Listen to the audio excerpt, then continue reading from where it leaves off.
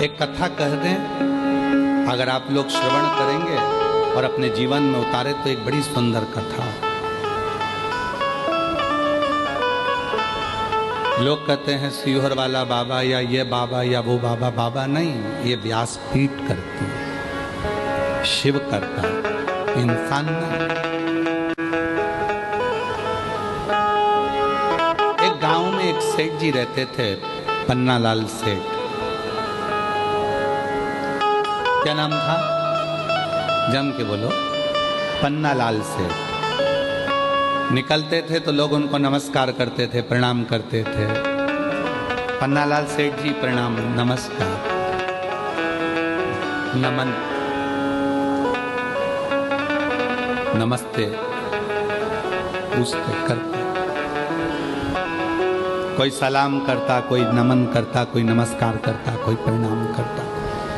पन्नालाल सेठ मुंडी हिला देते, नीचे मुख कर कर बोलते मैं बोल दूंगा। फिर कोई मिला तो पन्नालाल सेठ से कहा प्रणाम, नमस्कार, सलाम। पन्नालाल सेठ बोलते धीरे से मैं बोल दूंगा। फिर किसी ने प्रणाम करा तो उन्होंने फिर कहा मैं बोल दूंगा। फिर किसी ने प्रणाम करा तो फिर कह दिया मैं बोल दूंगा, घर जाकर मैं बोल दूंगा। मुनीम एक दिन साथ चल रहा था और मुनीम ने कहा सेठ जी एक बात समझ में नहीं आती, कोई तुमको सलाम करता है, प्रणाम करता है, नमस्कार करता है और तुम सिर झुकाकर मुस्कुराकर धीरे से बोल देते हो मैं घर जाकर बोल दूंगा। तुम घर पर किसको बोलोगे? सेठ जी ने कहा चल मैं बताता हूं मैं किसको बोलूं। सेठ जी पन्नालाल जी गए, तिजोरी खोली और लक्ष्मी जी से कहा आज मैं रास्ते में से जा रहा था तो वो सलाम कह रहा था, वो प्रणाम कह रहा था, वो नमस्कार कह रहा था। मुनीम ने पूछा तुम घर पर आकर लक्ष्मी जी से पैसे से कहते हो कि वो तुम्हें प्रणाम कर रहा था? हाँ।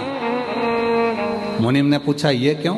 पन्नालाल सेठ कहने लगे जब मैं गरीब था, जब मेरे पास कुछ नहीं था, कोई मुझे सलाम नहीं करता था, ये सब सलाम पैसे को करा जा रहा है, ये सारा प्रणाम कुर्सी को करा जा रहा है, ये सारा प्रणाम धन को करा जा रहा है, ये सारा प्रणाम लक्ष्मी को करा जा रहा है। लक्ष्मी नहीं होगी तो कोई प्रणाम नहीं करता, कोई सलाम नहीं करता, और लक्ष्मी है तो सब प्रणाम करता।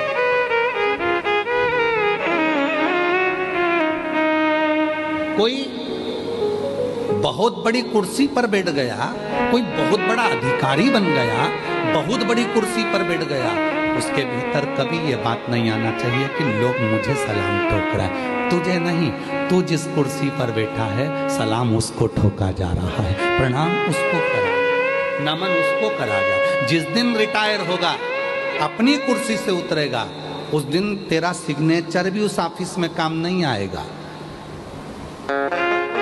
तब समझ में आएगा कि इज्जत मेरी नहीं कुर्सी की थी, जिस कुर्सी पर मैं बैठा था।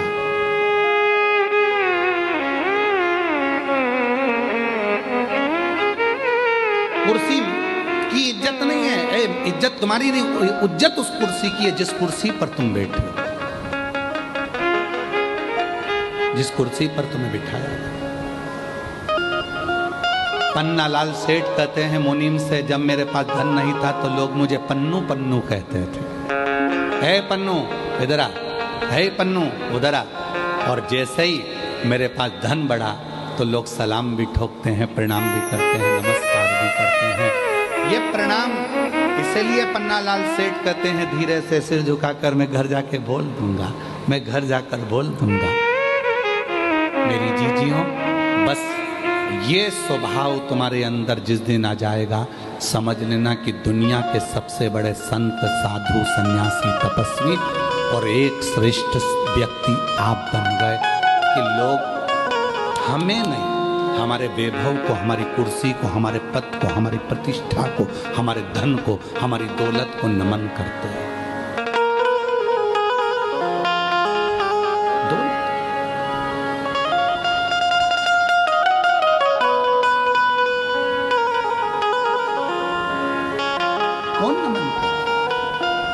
कुर्सी पर तुम बैठे हो, उस कुर्सी की मर्यादा है। उस कुर्सी को लोग सलाम कर रहे हैं, तुम्हारे धन को लोग सलाम कर रहे हैं। तुम्हारे पास धन नहीं रहेगा, कोई सलाम नहीं करेगा, कोई प्रणाम नहीं करेगा, कौन याद करे?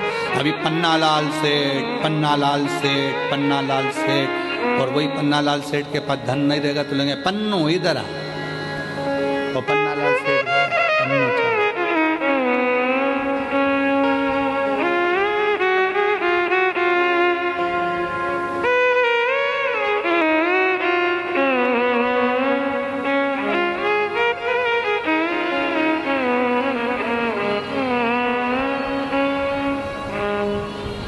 कभी कभी इस कथा को कहते कहते हमको एक गाने की एक लाइन याद आ जाती है, मत कर इतना गुरूर, मत कर इतना गुरूर, इस सूरत पर ना जाने ये सूरत कब ढल जाती है।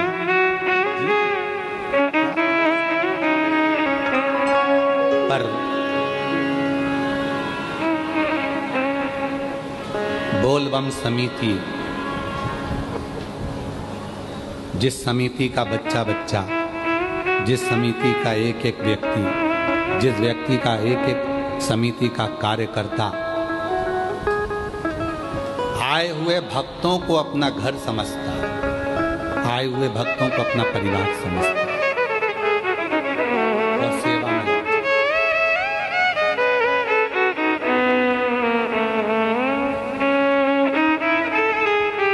जब कोई हमसे कहता है हम ऐसी कथा कराएंगे, ऐसी कथा कराएंगे कि लोग देखते रह जाएंगे। दया सिंह जी साधु था, आपके मुख से कभी ऐसी बात नहीं निकली, कभी भी जिंदगी। ये तीसरी कथा चल रही, पर आपने कभी नहीं कहा कि हम ऐसी कथा करें, कभी नहीं कहा आपने। हम साधुता देते हैं इस चीज के लिए, और ये होना चाहिए। एक हमारे महाराष्ट्र के भगत हैं, वो एक हमारे हरियाणा वाले बिहान अपने तारा बाबा की कुटिया वाले कांडा जी, वो भी कभी नहीं बोलते।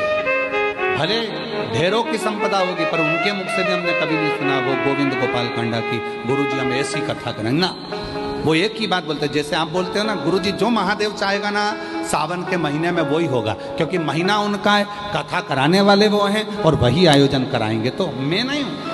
बस उसी तरह से वो हमारे हरियाणा वाले गोविंद जी कांडा, गोपाल जी कांडा, वो भी एक ही बात बोलते हैं, गुरुजी कथा तारा बाबा कराएंगे, कथा तारकेश्वर महादेव कराएंगे, कथा तारा बाबा कराएंगे। बहुत बहुत साधुता, ये अपना नहीं है, ये सब उसका। प्रभु आपकी कृपा से सब काम हो रहा है, भोले आपकी कृपा से सब काम हो रहा है। करते हो भोले बाबा मेरा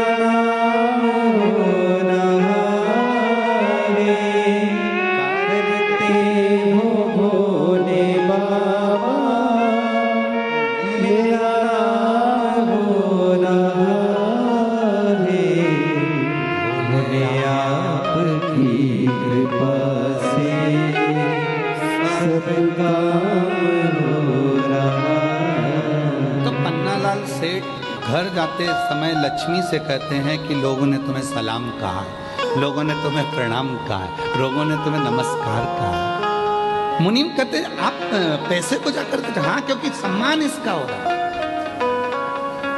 तो जितने भी बहुत ऊंचे ऊंचे पद पर बैठने वाले, चाहे अधिकारी हो, चाहे राजनेता, सत्ताधारी, वैभवपति, कोई भी हो, वो अपनी कुर्सी को जाकर कहो कि ये सलाम तुम्हें कहा गया है, ये प्रणाम तुम्हें करा गया है, ये नमस्कार तुम्हें करा गया है।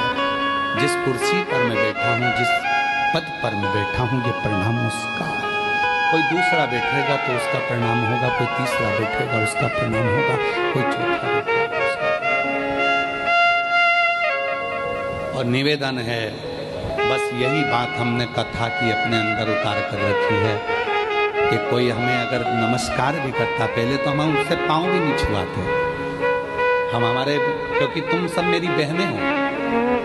अब हमारी बहन होने के बाद, हमारी बहनी होने के बाद में, आप हमारी बहन होने के बाद में हमारे चरण छुओ अपने भाई के, ये हमें ठीक नहीं लगता।